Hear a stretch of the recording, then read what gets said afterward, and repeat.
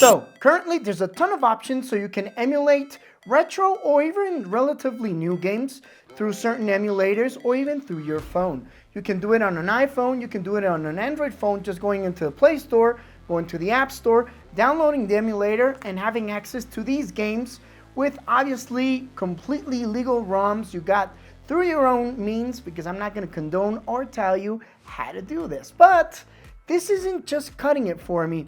The experience of having a phone or even having to carry around a controller with a clip and carrying this around in my pocket is not comfortable and it's not convenient. So today I'm going to tell you why I stopped playing on my phone all my retro games, and I've been actually exploring these type of things. And I found this, which is the Miyoo Mini Plus. I'm going to tell you if it's worth it or not. First of all, so why did I stop playing on my phone? A lot of you are going to say, well, it's a lot more comfortable, it's convenient, it fits in your pocket, you slip it right out, and you start playing. And yes, you can definitely do that. You can download an emulator straight through the App Store, straight through the Play Store, and have access to your ROMs immediately if you have legally obtained ROMs. There's a ton of tutorials. I can't teach you how to do that. Remember, it's not illegal to have emulators, but it is illegal to download illegal ROMs. I'm not a legal expert, so don't take my word for it, but I have an issue with this. I have to be using my phone's juice, and I don't even know if I'm gonna have access to a phone charger during the day. I don't wanna have the issues of installing maybe software I don't completely trust. So that's one of the main reasons I don't want to play on my phone. And it's also the part of being convenient. So it's not convenient for me carrying a controller around, even with a phone clip, and start playing. So I said, okay, well, let's check these bad boys out. I mean, look at the form factor. Immediately, it's a lot more comfortable. I love playing on regular hardware. I don't like playing on touch screens like I just said, but it's also a lot more small than having to carry a controller around. It's also cheaper in case you actually lose your controller or it gets damaged. I much more rather this getting lost, getting stolen, or even breaking than my phone or even the controller. So definitely off to a great start, right? So this one is actually called the Miyoo Mini Plus. It was out of stock for a long time. It wasn't that easy to obtain, but apparently now they're restocking their marketplace, which is in AliExpress, or you can also find them in Amazon. In Amazon, you're gonna have to pay a little bit more, but I actually recommend it a bit more. It's a lot more reliable, it's quicker, and I just rather the shipping experience from Amazon, as well as the warranty. So I got it from there for a little bit more, and the experience right out of the box is pretty good. You get this Miyoo Mini Plus interface, I guess you could call it the OS, the Miyoo OS, and it's decent. It doesn't crash. Most games run perfectly. You have access to quite a few emulators depending on what package you buy on Amazon. There are different storage options you can get, 64 gigs, 128. And all these options, weirdly, already have preloaded software. That's what I'm gonna say. We don't want these guys to get in trouble, right? Because we're part of this community and we're actually not against emulating, but we cannot condone any illegal activities. So you get that right out of the box. You can charge it through USB-C. It comes included. You can use practically any cable. As far as I know, the mini regular version doesn't charge with any charger. You do need USB-A to USB-C, but this Mini Plus does charge from C to C. That's why I use. So when I'm actually traveling, I can actually just use one cable. One for my phone, one for my earbuds, and one for this small console, which I actually want to take with me. So great. Now, what's the software like? What's the emulation like? Well, depends on what platform you want to use it.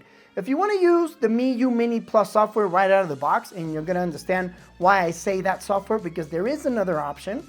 Well, you have access to Game Boy Color, Super Nintendo, Game Boy Advance, the easiest emulations. The most sophisticated one you get is actually PS1, and some games do a good job. Depending on what game you choose, obviously the experience is going to change. Also, the ROMs that are included when you buy these are not the best. I recommend you get your legally obtained ROMs and they have better performance, and then install them on the micro SD and use those. Don't use the ones that are preloaded. They're not always the best, and you don't always trust them because sometimes you're along a game, you advance very far along that game, and all of a sudden there's a bug and you lose all your progress. Well, you can actually access the progress before it gets lost, but every time you get to that point, it won't save anymore, so you're actually losing your time. So the emulation process on these platforms is very good, but I also read online you could play DS on this, which intrigued me. DS is not easy to emulate for a single reason. It has two screens.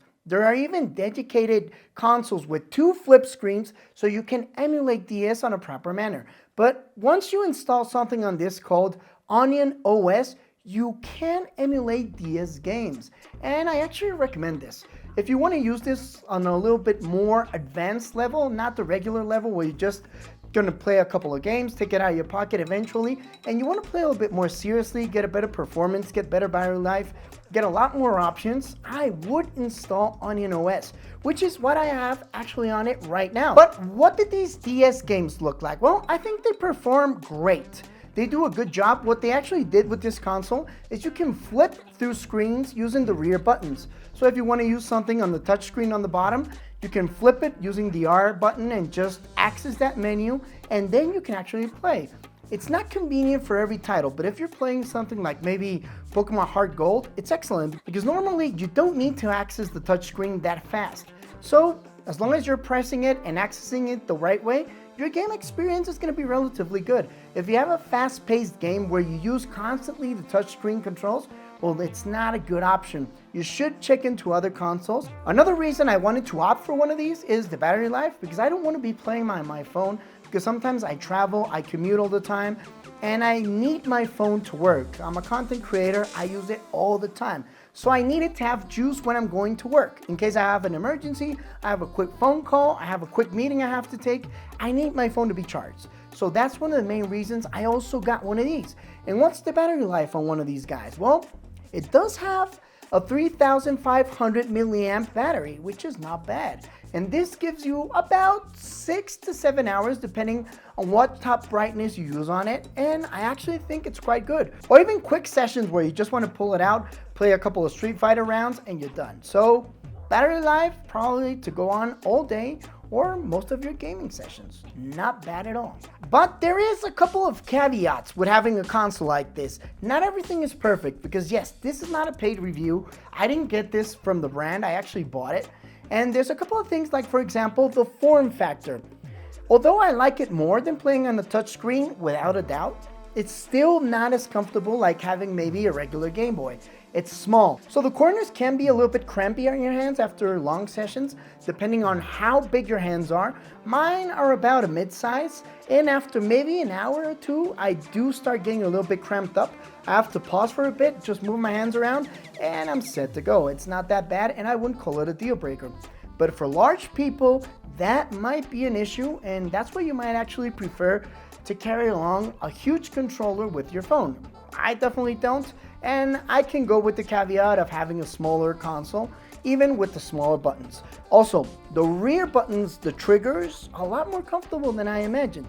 I thought these were going to be a little bit more hard to access or even to know which one is which, and it's pretty easy. The R button, which is R1, is a lot smaller. It's not as pulled out as the R2 and L2, so you just switch. The one that's on the top is the 2, and the one that's on the bottom is the 1. You have to have it on your hand to know what I'm talking about, but definitely a good experience when you're playing games from Super Nintendo or even from DS. Now, can you go as far as emulating things like maybe GameCube, like maybe N64? No, it's definitely not that advanced. I think there's another one called the Anbernic. I think it's 440V, something like that. I'm gonna check it out, try to bring it down to the channel and check, because I do want to have an emulator on the go that can play GameCube games. That's like living the dream for me. I'm a 90s kid. I would love to be able to play Smash Brothers Melee, maybe Crazy Taxi, or any of those retro titles on the go. By the way, I owned all those titles, so I'm entitled to play them. Tell me, what do you prefer? You prefer to play on your phone? Do you prefer to have one of these with you and have your phone on the side? Or am I just crazy? And should I be emulating everything on my phone? Drop a comment below. If you like the video, make sure to subscribe. We check all kinds of tech, but most importantly, thanks for watching.